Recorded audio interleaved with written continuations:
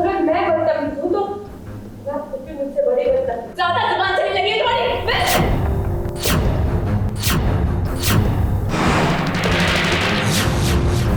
बस करो चिल्लाना मुझे भी आता है। पूछो अपनी बेटी से कि ये रात में किसको बुलाया, किसके साथ रंगरिया बनाती है, कौन है वो लड़का। बेशरम, बदचलन और आवारा लड़की हो, बिल्कुल अपनी बात करो।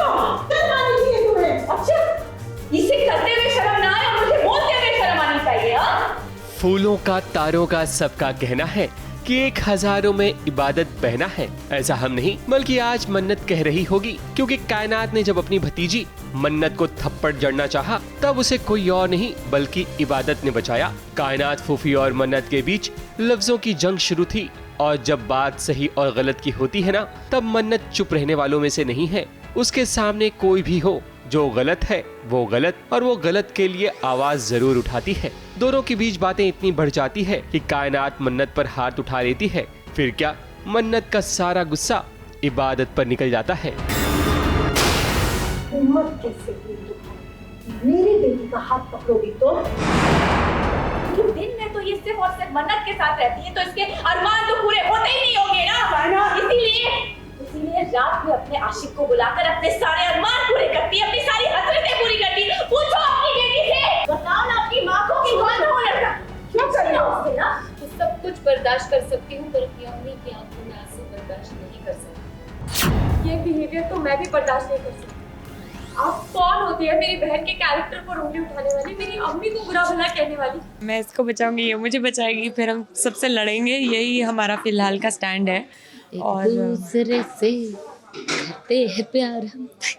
वही है, गलती मन्नू की है। सुनाया इबादत को जा रहा है, इसलिए मन्नू उसे बचा रही है, पर फिर मन्नू को भी सुनाया जा रहा है क्योंकि वो क्यों उसे बचा रही है, फिर इब्बू उसे बचा रही है। मन्नत ऐसी है जो वो चुप नहीं रह सकती। कुछ गलत हो रहा है वो बोलेगी, बड़ों का लिहाज भी भूल जाएगी, बट गलत तो गलत है ना, गलत इज गलत। उसमें कुछ सो वो थोड़ा अपनी टोनैलिटी और थोड़े शब्द वो खो जाते हैं आपे से बाहर, तो फिर इसलिए उसको थप्पड़ पड़ने वाला है, लेकिन इब्बू ने बचा लिया। अब फूफी तो फूफी होती है, जब तक घर में कलेश ना करे तब तक भला उसे कहाँ सुकून मिलता है। उसने इबादत पर ऐसा इल्जाम लगाया है जिसे सुनने के बाद घर वालों को भी शर्म आ जाती है। हालांकि इबादत जिस लड़के से मिली थी वो कोई और नहीं बल्कि मन्नत का बॉयफ्रेंड फरहान होता है। किसी को देख लिया था, किसी लड़के को इन्वेट करते हुए हमारे घर।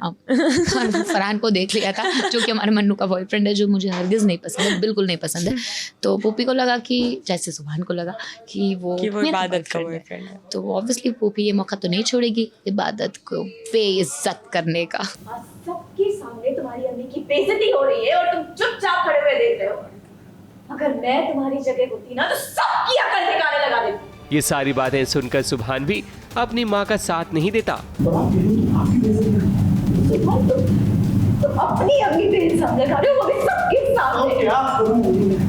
वैसे ये बहनें हमेशा एक दूसरे के लिए खड़ी रहती हैं। दोनों एक दूसरे को बचाने के लिए कभी भी पीछे नहीं हटती। फूफी जान ने किया है सब कुछ, पता नहीं क्या है उनको, जब देखो तब इबादत को टारगेट करती रहती है। फिर तो ऑब्वियसली मन्नत को गुस्सा आ ही जाएगा ना कि मेरी बहन के साथ ऐसा क्यों किया, जबकि गलती मेरी थी। मतलब एक ट्विस्ट है कि फूफी जान को पता नहीं है उन्होंने। इतना टेंशन भरा सीन ऑन स्क्रीन चल रहा था कि इबादत सुभान और मन्नत को अपना स्ट्रेस बस्ट करने के लिए इस क्यूट से डॉग के साथ वक्त बिताना पड़ा।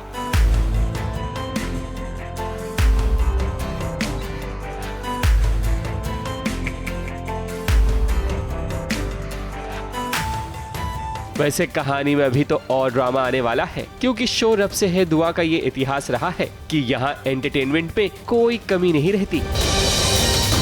मुंबई से शिवानी सिंह के साथ एबीपी न्यूज रिपोर्ट।